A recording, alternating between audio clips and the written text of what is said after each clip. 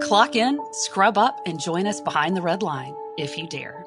This Halloween, we're taking a spine-chilling turn as we delve into the disturbing side of the OR. In this special episode, we're sharing the mind-blowing, terrifying, and oftentimes barbaric history of the surgical profession. From bloodletting to surgery without anesthesia, from wheels in to wheels out, we'll explore the real-life hurdles, challenges, and haunting experiences that made surgery what it is today. And whether you're here for surgical service education or a dose of inspiration, prepare yourself for a chilling experience. And now it's time to roll back and start the first case.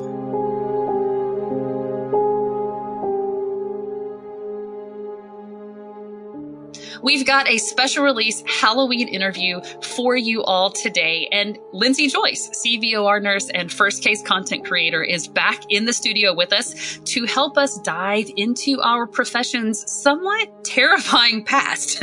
I know it's always good to see how far we've come, but Chris, some of the stories really do make us shudder. It's a little terrifying. And we OR people have a crazy sense of humor. You know, there's the big joke, all bleeding stops eventually. Right? Yeah. So we're going to see, because sometimes that bleeding stopped because of experiments back in the day. Exactly. And they did find their limit, unfortunately. So stay tuned. We will be right back with Lindsey Joyce.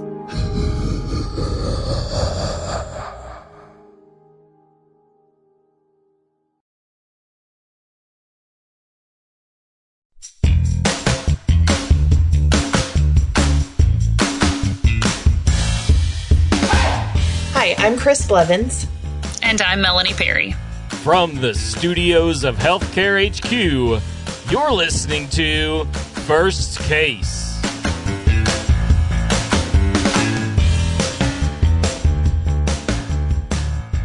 Joining us in the studio again for this special release Halloween episode is Lindsey Joyce. Lindsey, thank you for coming back to have another conversation with us today. I'm happy to be back. Exactly. This is going to be a lot of fun. All right, Lindsey, in your last interview, we talked about blood products and those things that we might use in surgery that we're planning for, and then also the things that, because it's unexpected, we might have an emergency situation and what we need to know and what we need to have on hand in those types of events in the operating room. But there's more to the history of surgery and blood than what we talked about in our first interview. And a lot of it sounds really horrific to our modern ears. So I thought it would be fun to go deeper into our surgical past, and what a better time to talk about surgery's somewhat barbaric past than on Halloween. So Lindsey, let's jump right into the conversation. Where are we going first with this conversation?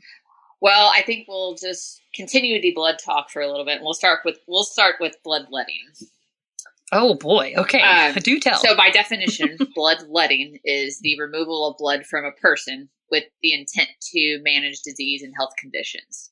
So you could really argue today that we still do some bloodletting, for some types of conditions that are out there, polycythemia, hemochromatosis. Those are typically the only times you're really going to be taking blood from a person. Now, taking blood from a person with those conditions nowadays is usually as simple as an large bore IV and just kind of draining it. But back in the day, there was a variety of ways that they would take blood from patients. This was an old medical practice that dates back to even the Egyptians, the Greeks, the Mayans. It was kind of thought that diseases were caused by plethoras and an overabundance of bacteria in the blood. So the idea was remove the blood, remove the disease. Simple enough, right? It was advocated. Yeah. It was advocated by anyone who was kind of medicinal at the time. You can even find that during the Renaissance that there was a calendar of bloodletting recommendations during the year, claiming that it could cure inflammation, infection, strokes, even psychosis. Oh, so wait. So certain times of the year, that was the right time of the year to draw my blood or drain me so that my psychosis would improve, versus a different time of the year, if you drain my blood, my arthritis would improve. Is that what you're saying? Yes. Okay. Well, if I put it in my Outlook calendar. so let me hold on to my arthritis until November, and you can do my bloodletting then and get rid of it. That's funny. That's interesting. Oh no. So like I said, bloodletting was done usually by somebody in medicine. And a lot of times it was done by these barber surgeons, who we'll talk about that here in a few minutes as well. But they were saying that like bloodletting could be done in the area where the person was having a problem. So you had migraines. Let's take blood out of your head somewhere. Head? You know, you were having abdominal pain. They would take it out of your abdomen area. Then they seemed to know just how much they kind of were, I don't know how, but they knew exactly how much blood to take out. And the only time they realized that they took out too much blood from a person is when they would pass out. And they passed out too much blood. Oops. Okay, so actually, fun fact, we were talking about this before we actually started recording, and I want to actually go back to it because I went and did a quick Google search. And speaking of bloodletting, a famous American was possibly a victim of bloodletting. And there is a website called constitutioncenter.org. So quick Google search. I haven't read all the research out there, but George Washington, 2 days prior to his death, had been incredibly healthy, was fine, but he was out on his estate a very cold day, and he decided to stay in his wet clothes so that he could be home on time for dinner. And that night, he woke his wife to say that he was feeling very sick, that he could hardly breathe or talk on his own. So the president asked his overseer to bleed him. Doctors then arrived. They bled him 4 more times over the next 8 hours with a total blood loss of 40%. Oh my God. So they bled him a lot. And then he ended up passing away later that night. And so there are many theories around the fact that he possibly died due to the bloodletting and not having enough blood. But anyway, so a very relatable example here of bloodletting and the disastrous effects that it can have for sure. But anyway, I had to throw that one in just because we've been talking about it before, and people, listening, be like, oh, I know George Washington. Yeah. And bloodletting is potentially the cause of his death. So that's the very worst, disturbing. Midas report I have ever heard in my life. Right? Yeah. Can you imagine calling your boss? Okay, so here's a Sentinel event. Yeah, I just drained the former president. I just killed the president. Yeah. Well, my bad. There was also so we were talking about taking blood out of certain parts of the body that hurt. Right. There was a French physician who he even was of the mindset that bloodletting could cure a broken heart on a person. So you can imagine where they were taking blood out of that person. Oh, wow. Yeah, your heart's no longer broken because it stopped beating. It stopped beating. Yeah. Wow. And how would they even get the blood out of the heart? I don't. So stabbing? There was a couple different ways that they could. They kind of had their own IV products in a sense, not like IVs that we think about today, but they would have needles and metal tubes to take blood out. Another common way that maybe listeners have even heard were leeches. Leeches were a very common way to take blood out of the patients. So it wasn't uncommon to have somebody laying somewhere and have numerous amounts of leeches over them. It was such a popular idea back in the 1830s, and especially in France, that they imported over 40 million leeches from countries around the world for medical purposes and treatments. Oh my gosh. Okay. So for all of you listening, we actually referenced leeches in Lindsey's other interview when we talked about blood products. And I told a story about a friend of mine who had to have leeches used for her wound healing when she'd had a tumor removed. But the part that I didn't mention, because I'm just now thinking about it, as she had these leeches in her mouth that were working on that incision to try to help restore blood flow to that area, the leeches would just stick inside her mouth, and she'd be sitting there with her mouth open with leeches stuck in her cheeks. And then she had a bowl. And when the leeches would get full, they would just drop off. And so she was just drooling over a bowl with these leeches that would fill up and just plop into the cup. And I'm thinking, I would throw up. I couldn't do it. I mean, kudos to her for her commitment to her healthcare, but I would have died. At one point, she said one had fallen out of the bowl and she didn't realize it. And she looked over later and there was a leech crawling across the floor. And I'm like, I'm done. I'm just done. I'm finished. I don't think there's a whole lot of things that gross out people that work in the OR. I think nurses and scrub techs are have a pretty hearty stomach for things. If our viewers could, or if our listeners could just see mine and Chris's reaction to your story, you found what disgusting. we can't handle. Yeah. Oh, it's gross. No. Okay. So No. as we are, but hey, it's Halloween, right? This is the time for our horrific and horrifying and terrifying tales of surgery, right? So moving on, as we carry that theme on, let's talk about some barber surgeons, because you just mentioned them. Like, why do we have the word barber and surgeon in the same phrase here? So barber surgeons kind of came about. They're kind of dated back to about 1000 AD. And they actually were first found in monasteries. So monks back in the day were required to be bald. So they went to their barber, right, to get their haircut. So many times they were already in these monasteries, making sure the monks looked the way they needed to do, take care of any new monks that might have come. But they also, monasteries back then were very kind of secluded to anybody outside. Like they were they limited who could even come in to the monastery for whatever reason. But at the same time, they needed medical treatment as well. So many times these barbers were already kind of dabbling in other medical type procedures, like bloodletting, for example, like we just talked. They were treating soldiers that showed up at their door who were coming in from war. It's kind of like a monastery, like the church. They kind of welcomed the sick at their door, so they would take care of anyone with war wounds. But then they would do things like tooth extractions as well.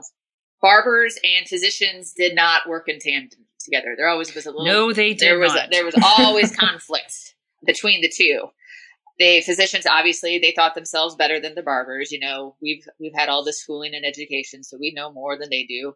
But way back in the day, physicians were not taught a lot of hands-on technical surgical type skills like they are today. Whereas barbers went through apprenticeships, not only to learn how to cut hair, but to do these procedures. So it was kind of funny that they first learned how to be a barber and cut hair and take care of people in that aspect. And then they could be making money as a barber while they were learning how to do all these medical procedures on the side. Yeah. Well, it's also really interesting if we just go back to history, and you always wonder, why do we say surgeon and then we say physician? We don't actually use the same word for our providers when we're talking about surgeons versus our other doctors. And part of that is rooted in this whole barber surgeon versus physician disagreement, I guess. And it carried through. And then, so now we have surgeons who absolutely are physicians and they are doctors, but we don't call them that. We call them surgeons. And then we have our physicians, our primary care providers, other people who are physicians. And it's funny to go back, and it's rooted in this issue right here, which is very funny. Competition breeds. Exactly. Maybe competition is the word I'm looking for. So I had to derail you there. But also, that is why we also see the characteristic white and red sign outside of barbers' shops, right? What is that? What did that tell people, Lindsey? That told them that you could come in and get your hair cut and get your tooth taken out at the same time if you needed. So it was like a one-stop shop for all your needs. Right. And pick up a leech as a souvenir, just in case. Take it home. This concept was more in the European, back in like the 1500s, but barber surgeons were not recognized by every country. Like Italy, for example, you didn't find them. Up in like northern England, you didn't find them very, very much. Eventually, especially came out in England, the Royal College of Surgeons, they decided to start a surgical program at their medical school. And then like the medical schools in Italy, like in Pisa and Rome and Florence, followed as well. So now you had these physicians that were learning the same techniques and procedures that these barber surgeons knew. And that kind of started the decline in the barber surgeon, and back into, now we're talking in the 1800s of medically trained people learning surgical techniques. Well, and our profession of surgical technology came from war, right? Because so many people were coming back requiring surgery. They needed people that were specialized specifically to aseptic technique and surgery, and that's how the surgical technology profession came. So, isn't it amazing how just time and what's happening in that environment? But it seems like Europe was where so many of these specialists, and these utility players came to be. But who knew? Yeah.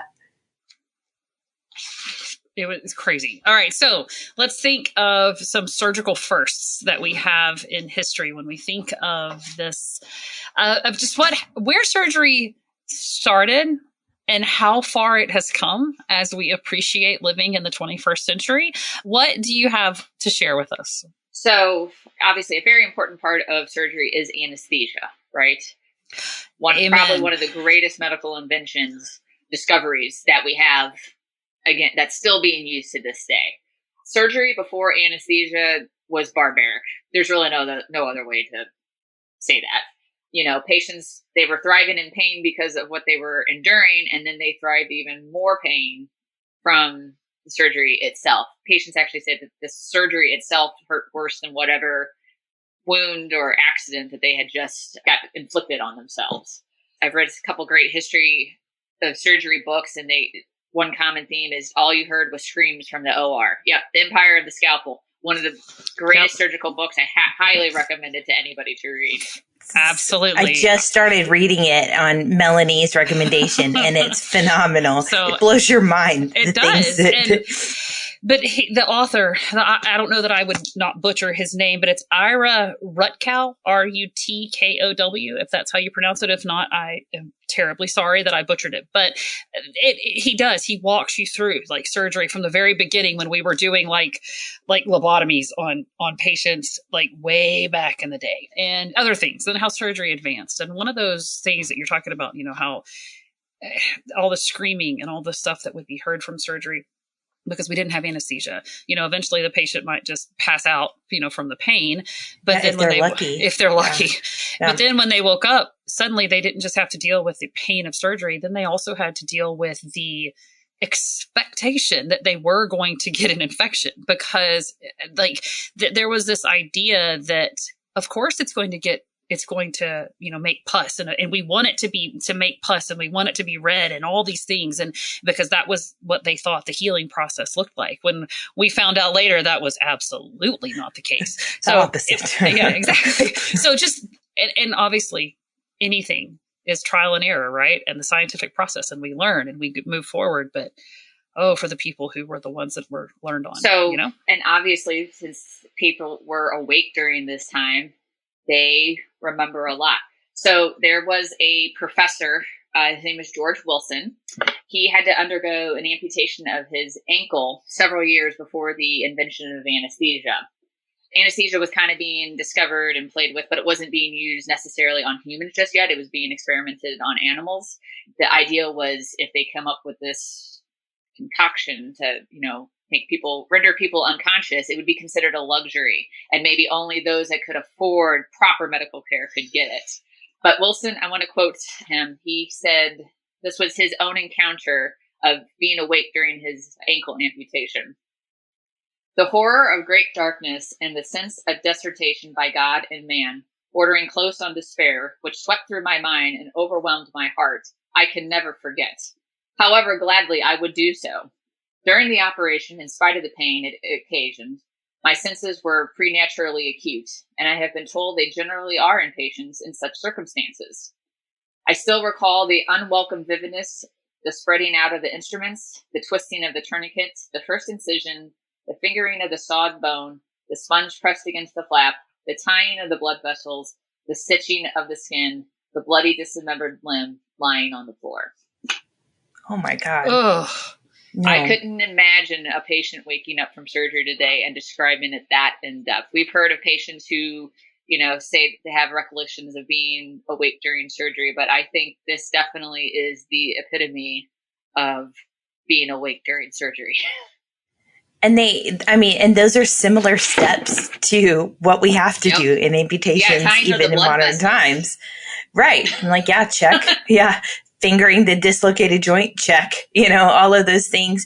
And another viewpoint of that is, in all of these surgeries that we have to do, you have to focus so much, and there's already so many other things going on. Can you imagine how hard it is for that surgical team, if you want to call it, to be able to focus on what you're doing when your patient is screaming bloody murder, and God knows they're not staying still? No, how dangerous is that to begin with? There were extremely strong men who were hired by the hospitals in the OR specifically to hold people down for a living. You know, in addition to like tying them, you know, we would, lack of a better term, you tie them down to the table that they were on. But these, they would have at least 3 or 4 strong men. And that's probably just for a regular person. You know, we couldn't even imagine if it was a much bigger person. Their job was strictly to hold people down. Yeah. The PTSD from the entire experience. There's no way. Yeah, no, I cannot imagine. And so one of the things as we move through this discussion and the anesthesia and the discovery of it and how it works is actually one of the stories that we get from Ira Rutkow's book is about a dentist who actually was the first to realize that you could actually have surgery that, or a tooth pulled, and that it could be pain-free if he used nitrous oxide, which was like the very first step in discovering that anesthesia could be used. Some form of anesthesia could be used to make surgery. It didn't have to hurt. And like the idea at the time was, well, yeah, that's just part of it. And he's like, no, it really doesn't. It doesn't have to. So, but his name was Horace Wells, and he was a 29-year-old dentist. And he had this idea that, you know, as the book says, he deduced that a tooth might be painlessly pulled while a patient was under the effects of laughing gas. Okay. So that was like your first dabbling into anesthesia. Then if you read the story and read through, he got into basically like a patent battle with a couple of other people, and he ended up getting cut out of the mix altogether and gets no credit for having done any of those slots for anesthesia. And when the patent went to a couple of other people, he lost all the recognition rights, whatever, to any of this, and actually ended up dying a very sad, miserable death in New York because of how much it crushed his career. So once again, more horrifying tales of surgery. But chloroform was also used back in the day. As chloroform and ether. Yeah, and chloroform was used a lot in childbirth. Like Queen Victoria is known to be one of the first who had chloroform on her during childbirth. They put a cloth over her face. They waited until she was unconscious and birthed the baby, and then she woke up and she had her baby. Yeah, look at that. I know. So I mean, it's like, hey, I am very grateful that we figured out that you could have anesthesia during childbirth. 100%, and very supportive of that. So as we're moving through, love epidurals. You know, so we've finally gotten to the inkling that okay, surgery doesn't have to be painful necessarily. Like you can have anesthesia, we can make this process more painless while they're having it done, but we still had to overcome infection. And so who was it, Lindsey, that finally said, oh yeah, maybe infection isn't a natural side effect of surgery? The first thought that, hey, bacteria can cause problems would be Louis Pasteur back in 1861. He first kind of came up with that germ theory. I think we all remember that from our high school science days, right? So good old microbiology. He realized, hey, germs bad. You know, how can we do this? And then a few years after that, Joseph Listener, he is the one who published a paper, Antiseptic Principles and the Practice of Surgery, which discussed the cleanliness of hand washing before surgery, and that now carries into modern day. Around this time, I had listened to a medical podcast not terribly long ago, kind of on like history of surgery and things. And they were discussing how at this one hospital, there were 2 wards of women giving childbirth. There kind of was the ones that could afford medication. And then there was, you know, the poor women. And the ones that could afford medication were being treated by physicians. The poor women were being treated by midwives. But what really shocked them was the number of postpartum deaths were higher in the women being treated by physicians than it was being treated by the midwives. So we can't go nursing, but why was it? The midwives were washing their hands between patients, between deliveries, and even changing. You know, they would come in and change from outside clothes into medical clothes. You know, they didn't wear scrubs back then, but they had like their own medical dresses and clean clothes. Whereas the physicians, they didn't wash their hands between patients, and they could go and deliver one patient and get stuff all over them, and then go into the next room and have that patient stuff on them and deliver another baby and then touch it. So, and and those women were being diagnosed with childbed fever, right? They like this, and it's like, no, it's actually an infection that these docs are passing from patient to patient. It's you, dude. And it's you. You're the problem. It's you. When, I'm blanking on the guy's name now. I'm really sorry. But when he presented this evidence to the physicians, and he was crucified. Absolutely no way were the nurses doing this better than we were. That sounds familiar. Yes. Yeah, right? Well, that was also, you look at Florence Nightingale and the resistance that she faced with cleanliness and changing linens and washing hands and all of the things that she championed, along with other, it wasn't just her by any means, but along with other early adopters of cleanliness, being a step in the right direction to prevent infection. All right. So this has been a very enjoyable, enlightening conversation that I wish that we could take longer because, obviously you can't cover the entire history of surgery and all of the things in 30 minutes by any means, but it's fun. It's fun to go back and look. It's fun to go back and look and see where we were. And then it also helps us to appreciate where we are. But I think also it can help us realize that just because the way we do it now or the way we've always done things, it does not always mean that that's the best way to do it. And if we can learn anything from looking at the past, well, just because I've always worn my bloody hospital aprons around to go deliver babies doesn't really mean that's the best way to do it. Or just because everybody always gets an infection after I cut their leg off doesn't mean they should. There are applications here for what we can do and apply for the future. But do you have anything else, Lindsey, before we wrap this up? Anything else you want to share before we go? When people think about history of surgery, whether they're in medicine or not, I feel like what we kind of discussed are the things that really intrigue people. Like everybody knows about bloodletting, and even if they didn't, you can remember that old Saturday Night Live sketch with Steve Martin and Bill Murray and how he was the bloodletter and how they kind of portrayed it in obviously a comical way. And everybody kind of has always heard those stories of what surgery was like before anesthesia. They have, you see those paintings of somebody being held down, and then and then you kind of just, like you said, you learned about your basic biology and microbiology in your science classes, regardless whatever you may not even be in medicine, but you remember those concepts from school. Yeah. Yeah, it's absolutely. the salacious that always make us try to do better, right? So it makes me grateful to be alive in the modern world because I'm telling you right now, I wouldn't have made it. Yeah. So yeah.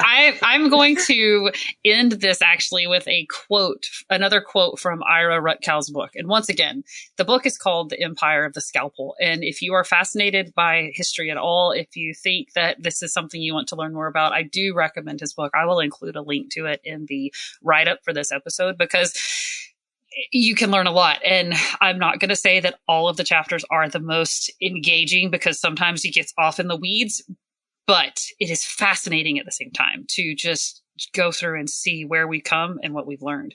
But he writes when he's finished talking about, anesthesia and infection and the knowledge of these things, he says, by the end of the 19th century, the results of surgery were no longer left to chance. Surgical patients were more likely to leave a hospital alive than dead, and with intact arms and legs. Knowledge trumped ignorance as meticulousness surmounted carelessness. Thanks to Vesalius and Paré, surgeons understood anatomy and how to stem blood loss. American dentists showed them how to control pain, and an English surgeon discovered how to operate without causing infections. The 4 elemental barriers to successful operative surgery had been overcome, and no part of the body was off limits. No longer lauded solely for their dexterity and quickness, surgeons were increasingly admired for their cautiousness and discipline. Surgery was freed from its confining and primitive nest. Armed with containers of carbolic acid and ether, as well as an understanding of pathology and physiology, the emerging generation of scientific surgeons seemed capable of doing anything. And so that is just kind of where we have left this conversation, is that knowledge of emerging anesthesia, treating infection, and what brought us to that point. This has been a fun conversation. Lindsey, thank you for letting us sit and talk some more about history and kind of enjoy those horrific and terrifying and kind of barbaric things that went on in surgery on this special release episode. I appreciate you coming. This was fun. Thank you for having me.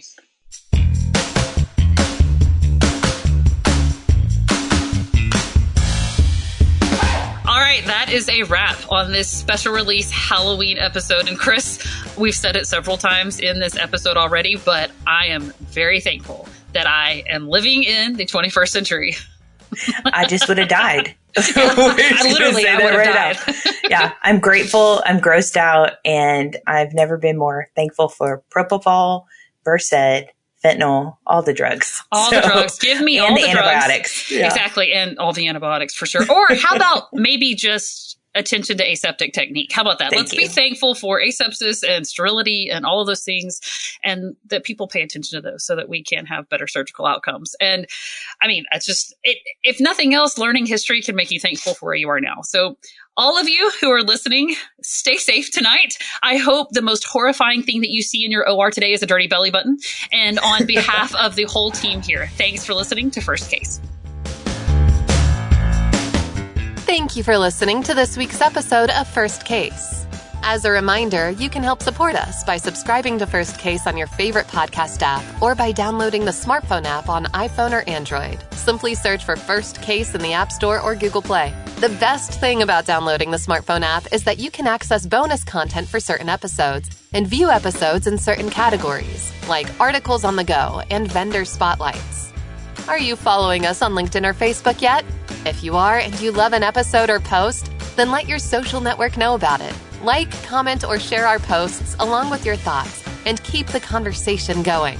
If you have any topics or guests that you would like to recommend for a future episode, just send us an email to info@firstcasemedia.com. We look forward to hearing from you.